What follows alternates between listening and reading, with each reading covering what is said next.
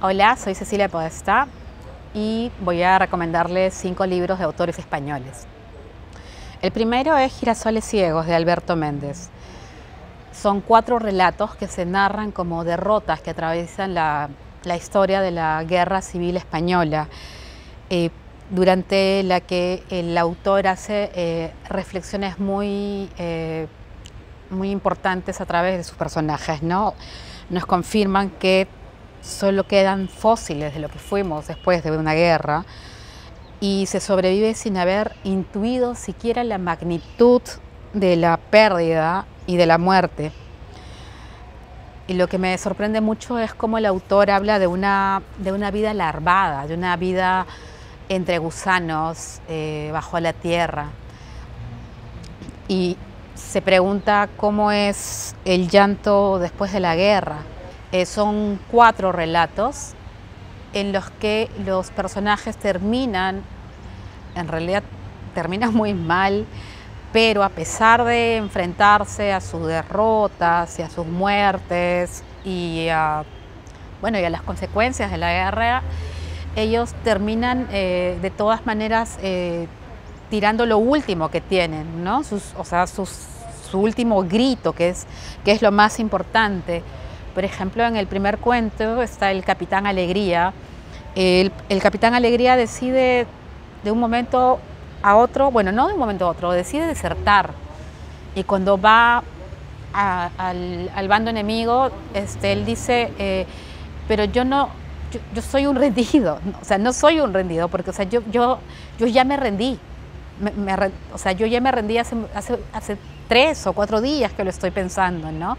O sea, para él el triunfo de la guerra está en llevarse su propia muerte, porque claro, sabe que lo van a condenar, entonces, pero es su último acto. No quiere morir como un desertor, simplemente se dice, bueno, soy un rendido, perdón, dice, ¿no? O sea, y se entrega a las tropas enemigas y es condenado a muerte. El segundo relato es la historia más o menos de una familia adolescente. Estamos hablando de 2 adolescentes que huyen con la muchacha embarazada, ¿no? Y si podemos hablar de un triunfo sobre esto, es que lo que encuentran de esta familia, los fósiles de esta familia en medio de la guerra, son los manuscritos de este muchacho que va a contar cómo se muere la chica al nacer, cómo enfrenta el hambre del niño, cómo enfrenta la guerra, ¿no? Y claro, cuando encuentran el manuscrito, se asume que este chico está muerto y uno no entiende cómo alguien puede soportar tanto dolor siendo tan joven. Bueno, y de ahí me voy al tercer cuento, que es también, ¿no? Juan Serna es un soldado prisionero al que le están dando poquito a poquito la vida, porque él puede ir contándole a los padres de otro soldado las cosas que él hacía, narrando, imaginando actos heroicos, ¿no? Y él se da cuenta que esto le va alargando un poco su tiempo de fusilamiento, hasta que, bueno, también, ¿no?, decide gritar y dice, bueno, su hijo es un cobarde, o sea, su hijo murió como un cobarde, era peor que un ladrón, no era nadie. Entonces él se acoge a la muerte, igual que en el último cuento también. Bueno, no quiero contar las historias, pero quiero narrar de qué manera estos personajes, en medio de la guerra, a pesar de la vida larvada que describe el escritor,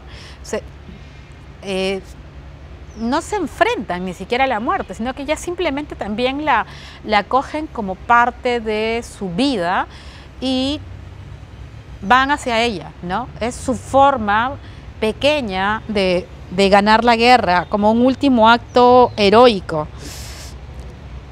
Es el último acto de un vencido, que es tan importante como ganar, ¿no? El segundo libro que quisiera recomendar es El amor del revés, de Luis G. Martin. El amor del revés empieza siendo una autobiografía del autor que se asume desde niño como un enfermo por ser homosexual, pero no termina ahí, digamos, esta especie de flagelo de la palabra. Él durante casi toda la narración se asume una cucaracha, porque se siente así frente a su familia, ¿no? Como la cucaracha que no puede mostrarse, la cucaracha de Kafka. Y esto empieza obviamente en la infancia, en la que creo que el autor o cualquier persona puede reconocer que hay un adoctrinamiento del amor, ¿no? Y cuando ese adoctrinamiento, o en todo caso cuando ese amor no coincide con esta doctrina que nos quieren imponer, bueno, el amor es condenable. Uno puede decir soy heterosexual, pero no puede decir soy homosexual, o no lo sé, ¿no? Una vez que el autor asume su sexualidad, él busca intensamente ser amado sin conseguirlo. Tiene algunos amantes, ¿no? Pero la verdad es que pasa por momentos muy intensos, muy íntimos, de absoluto desarraigo y de soledad. Y hay un término, una frase que me parece increíble. Entonces él huye hacia adelante. ¿Y qué es huir hacia adelante? Es huir hacia la temeridad. Y ahí empieza el desorden, las noches de bohemia, el alcohol y muchas cosas, ¿no? Sin embargo, cuando él empieza a narrar, estamos en una España post-franquista y en algún momento de la historia también estamos en los 80. Y en los 80 él empieza a ver también que aparece el SIDA. Y él dice, yo de repente no me contagié porque no podía salir de mí, porque estaba muerto. En cambio, las personas que murieron estuvieron más vivas que nunca a pesar de todo, porque pudieron vivir su sexualidad. Y bueno, entre otras reflexiones importantes del libro está que las doctrinas pueden destruirlo todo, ¿no? Y al mismo tiempo estamos hechos para contradecirlas por nuestra propia naturaleza, porque cómo renunciar a la sexualidad, al placer, al amor, cómo ponernos la monogamia, cómo imponernos, mejor dicho, la monogamia, cómo imponernos la castidad, ¿no? Es decir, cuando dice que nadie lo concibe completamente. Él dice, los sacerdotes fornican, los esposos y esposas son infieles, los amantes se buscan entre una y otra persona, porque estamos todo el tiempo tratando de sentirnos intensos dentro del amor y de la sexualidad, porque bueno, es el contacto más importante que tenemos, ¿no? Y yendo al final del libro, ya cuando él ya asume su soledad, ¿no? La asume como pasa a ser una posesión formal. Él asume ya que, bueno, que puede quedarse solo, que puede ver una vejez solo, que todo lo que nos han enseñado sobre vivir acompañados también puede ser una doctrina más, ¿no? Sin embargo, el libro termina como un cuento de hadas, él mismo lo dice, a diferencia de sus otros libros, porque él se casa con un hombre que él ama, delante de su familia y delante de sus amigos. Pero en la última línea dice, y si es un final feliz, de repente no es el final. Pero nada, a mí es un libro que me fascina, ¿no? El tercer libro es Un amor, de Sara Mesa, y en este libro la protagonista huye de un acto menor en realidad en la ciudad, ¿no? Y se va y se exilia en un pueblo pequeño. Es una traductora sin experiencia y en este pueblo quiere empezar de nuevo. Yo creo que la historia empieza de manera muy calmada y te alerta cuando una anciana le dice a esta chica: ¿te has dado cuenta que en este pueblo nadie es de aquí, nadie ha nacido aquí? Porque todos han venido aquí.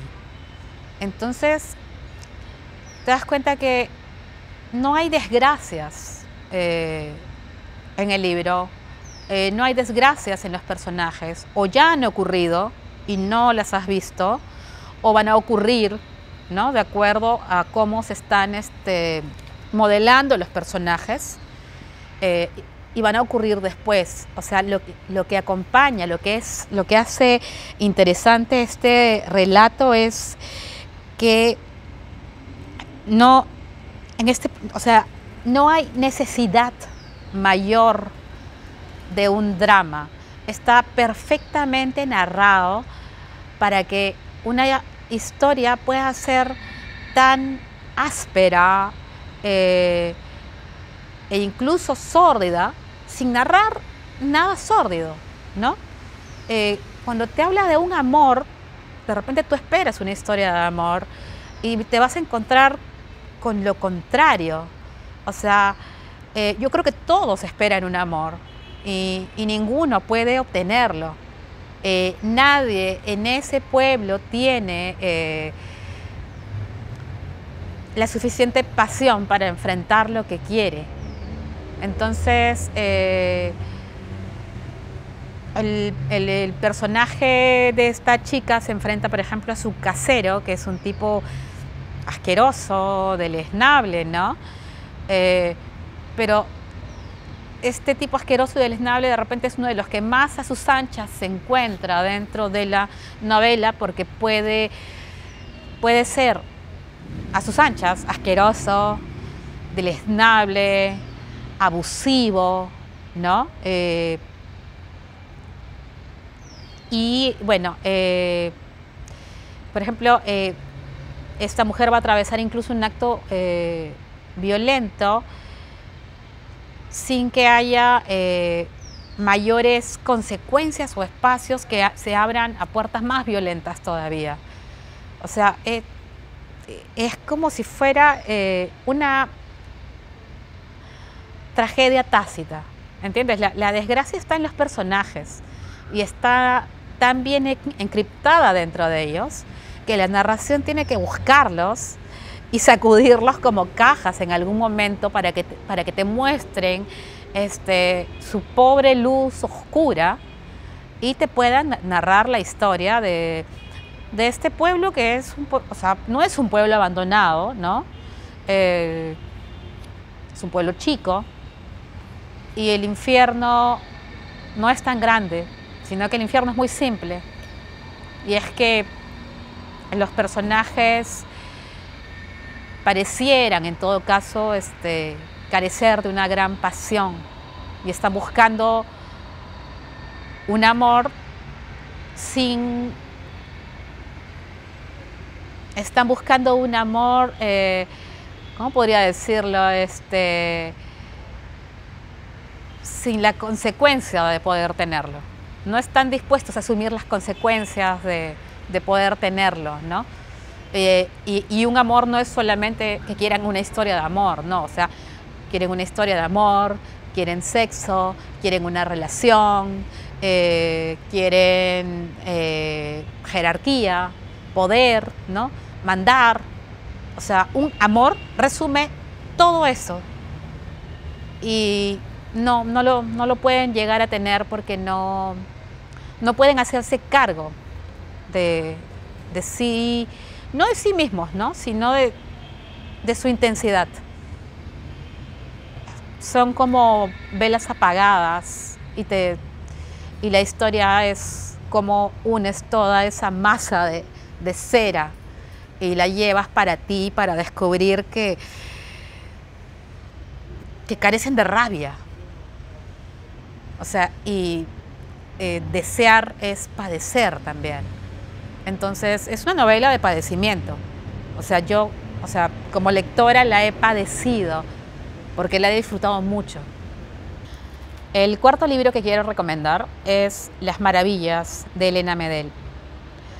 Este es un libro atípico en las historias familiares que narran, digamos, de manera lineal en cuanto al parentesco, toda una historia de abuela a nieta o a bisnieta, ¿no?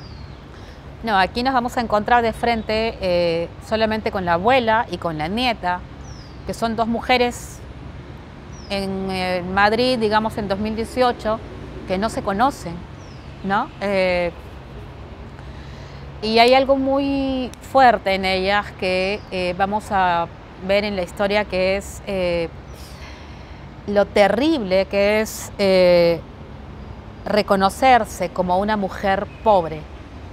No reconocerse en la miseria, no, sino como una mujer pobre que tiene que reconocerse dentro de un uniforme de supermercado, que trabaja en algo que no le gusta para pagar la renta y darse cuenta que de repente a veces le falta el jabón, cosas básicas, ¿no? Entonces esta abuela, retrocediendo, que esta abuela se llama María, retrocediendo, cuando es adolescente ella tiene una hija y se da cuenta que su hija, a diferencia del niño que cuida, huele a tabaco. Y dice, mi hija huele a casa de 2 habitaciones, ¿no? Mi hija huele a pobre, porque soy pobre, tengo que trabajar, o sea, tengo que irme. Ella se va de su pueblo a Madrid a trabajar cuidando a un niño, ¿no? Es una madre soltera. En el 2018 nos encontramos con Alicia, en el relato pronto sabemos que es su nieta, que es una mujer desaprensiva, ¿no? Que ella al inicio del relato nos dicen que mete la mano en el bolsillo y se encuentra apenas con la plata, con un euro o 2 creo, para tomar el metro, y tiene que hacer varias escalas para poder ir a su banco y tener por lo menos 20 euros en el bolsillo que la aguante, o sea, que le dé calma en realidad, ¿no? Entonces, lo increíble es que dentro de al centro nos encontramos con lo que yo he llamado un personaje de paréntesis, que es Carmen. Carmen es la madre de Alicia, la hija de María, que termina por abandonar, ¿no? Que termina por abandonar porque María, cuando ya es una abuela, digamos, cuando es mayor, porque ella no se reconoce ni siquiera abuela de sus nietas, simplemente es una mujer mayor que sabe que su hija tuvo 2 hijas, ¿no? Pero esta mujer, María, en los años actuales de la novela, es una activista, ¿no? Es una activista que ha leído mucho, ¿no?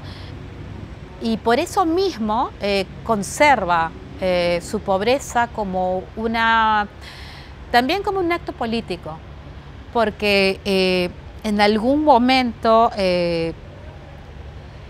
cuando ya lleva muchos años con su pareja, le pide que se mude con ella. Y ella no se puede imaginar ni siquiera el cepillo de dientes de él al lado suyo, ¿no? Entonces, y ya cuando está vieja, se da cuenta que la independencia de una mujer pobre es su acto político también. Entonces, es duro asumir la pobreza, es duro ejercerla y es terrible vivirla. El último libro que quiero recomendar es La soledad de un cuerpo acostumbrado a la herida, de Elvira Sastre. Ya en sí el título es un verso de doble filo, creo, porque te puede llevar al lugar común o en todo caso a descubrir un espacio desolador, ¿no? Como he descubierto en este libro. Yo creo que es imposible leerla sin leer lo que no hemos escrito, pero hemos respirado cuando nos han dejado. A todos nos han dejado en algún momento. y hemos sentido esa desolación, ¿no? Pero aquí están desolados los cuerpos, las casas, las islas, pero no las palabras, no el silencio. Y hay versos realmente muy conmovedores, ¿no? Es un libro que cuando te habla, te puede alejar cuando te dice que te va a hablar de la herida, de repente, pero cuando empiezas a ver los primeros versos te das cuenta que no estás en un libro de amor de lugares comunes, ¿no? Hay un momento en el que el verso dice, la palabra, te pareces a la palabra porque eres como un instante que no deja de suceder, ¿no? El silencio nunca te hará daño. Entonces aquí están el silencio y las palabras como una isla en la que este personaje va a deshacerse absolutamente porque el sujeto amado se fue, ¿no? Y hay una parte que me conmueve muchísimo porque me recuerda a un verso de Antonio Cisneros que dice: el Nescafé dura para dos y el doble las hojas de afeitar, ¿no? Y tú dices, ¿cómo puedes meter la palabra Nescafé en un poema? Y, por ejemplo, encuentro un punto en común cuando leo en este libro, y el yo poético dice, y hay el doble de comida en la refri, pero no tengo hambre, ¿entiendes? O sea, y te habla de los lugares, ¿no? O sea, te habla del lugar en el que está tejiéndose esta soledad, este desasosiego, o sea, cómo esta persona se está convirtiendo ya en las propias palabras que está escribiendo, que son muy duras, ¿no? O sea, son terribles. La ausencia teje todo, o sea, el cuerpo, el paisaje, la pérdida. Y bueno, este libro es definitivamente, es un libro abierto, como una herida. O sea, el personaje no deja de sufrirlo, o sea, no deja de sufrir sus propias palabras en ningún instante. Tampoco le interesa, porque es lo que ofrece al lector, ¿no? Y el lector, yo creo que yo como lectora estoy embelesada por esta pérdida, porque, bueno, me recuerda y me lleva a mis propias pérdidas, y me he visto o sea, he visto cómo podemos convertirnos en palabras tan simples como desesperadas, ¿no? Y es algo así como: se fue, me dejó, estoy sola, ya no estás, ¿no? O sea, estoy viendo las llaves colgadas, las que eran tuyas, o sea, cosas por el estilo. Y sí, te va a causar te vas a dar cuenta, pues, que el libro es, como su nombre lo dice, o sea, es una herida abierta.